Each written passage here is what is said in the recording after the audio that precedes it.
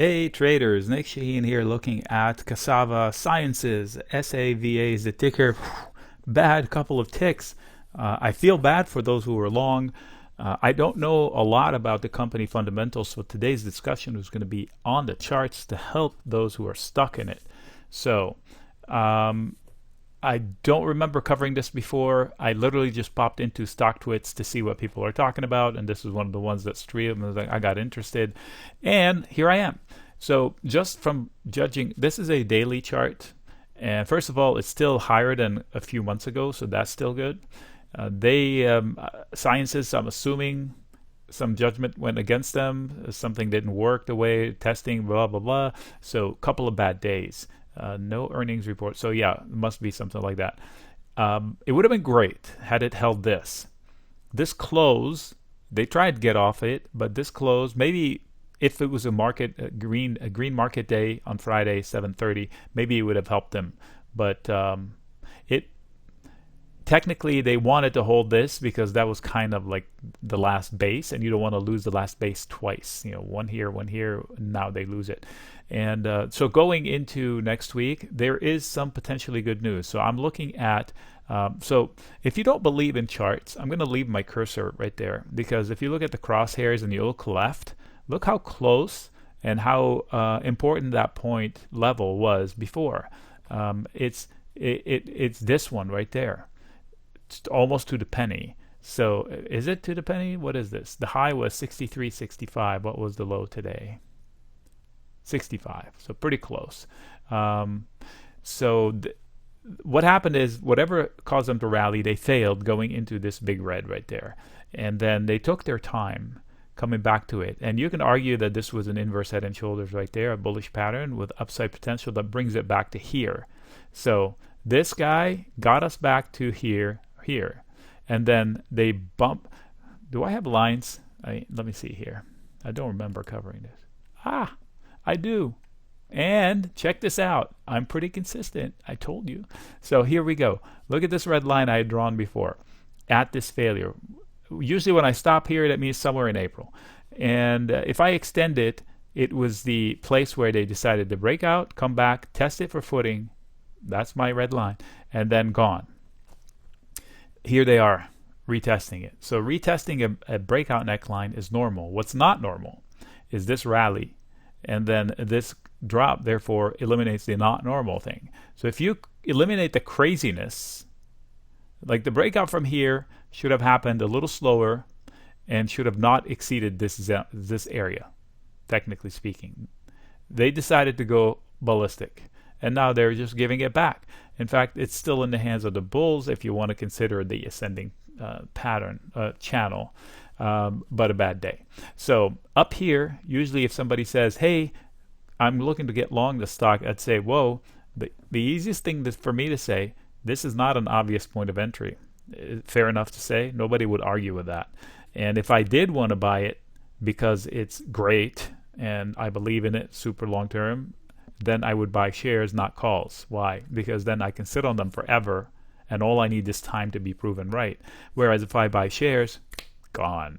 There's no way to recover from this without a miracle headline next week. So just for the future, that would be my course of action. Now, can I average down from here? I don't like to average down, period, because if I don't know anything new, I'm just adding to my problem. The fact that it dropped 30% doesn't change. How much did it drop? How much is the drop from top to bottom? 56%, 55%. So the fact that I lost half my money doesn't mean I should add to it without knowing something new. Okay. For example, if I'm long Bitcoin, the thesis of Bitcoin is pretty simple. There's little of it and people love it. So what happens if a big drop happens? Then I could decide to average down. I'm not tempted. I'm not renegotiating the thesis. It's still the same. Nothing has changed, only sentiment. Then, hey, that doesn't change my resolve. I can add to my problem. In this case, if I don't know anything new, I shouldn't add to my problem. But if I own shares, I can tell you that there's a trick with options that you can kind of double down with not a lot of money, almost free. But I'm not going to share it here. You can do your homework. I'm not going to give advice here. So what is the good news going into next week? The good news is this red line and whatever lies beneath it. It was a pretty good consolidation zone, back and forth, up and down. So it built some volume profile on the left, all the way left. So maybe the hopes for the bulls is that next week people will, quote, trade it and not think about the investment and continue to demolish it. So trading it, that's the good news. The whole zone is supportive. It's not hardline support. So how can we look at trading it? So this is a 15-minute chart. Very simple. If you lose the low of today, that whole conversation is gone. But on bounces, what do? There's going to be a lot of resistance where into 92, a lot of sellers. I know this is going to be a draw for a lot of traders, but it's not going to be easy to start it. And look left, it's like they're allergic to it right here. So it's not going to be easy. It has history. Machines will try to sell it. That's my opinion.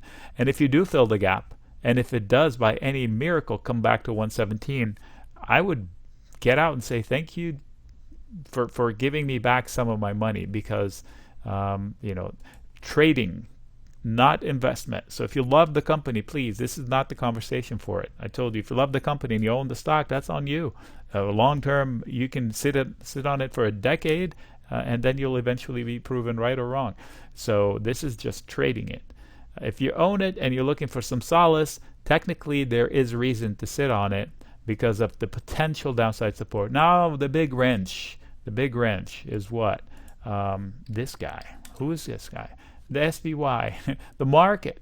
The market is going into another week where politicians are going to be mucking it up, and we haven't had a breather in so long. Every 2% dip, they buy it like it's a crater of 20% and more.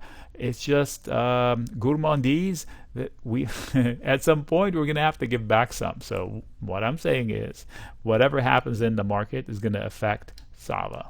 So don't be focused on one company and forget about the rest of the world, because it has to trade with the rest of the world. It won't rally back alone, I promise you that. Okay, so bad news, but guess what? Whoever bought it here had a 50% drop. And if they sat on it, they were proven right. So if I own shares and I did my homework before I bought the shares even up here, then it is a setback. It's not a disaster if they do homework and they find out that the thesis is still viable, that they bought it. All right, that's it. Nick signing out. None of this stuff was actually recommendations on to trade it one way or another. I started by saying I don't know the fundamentals of this company, and these are comments on the charts to help people manage their risk.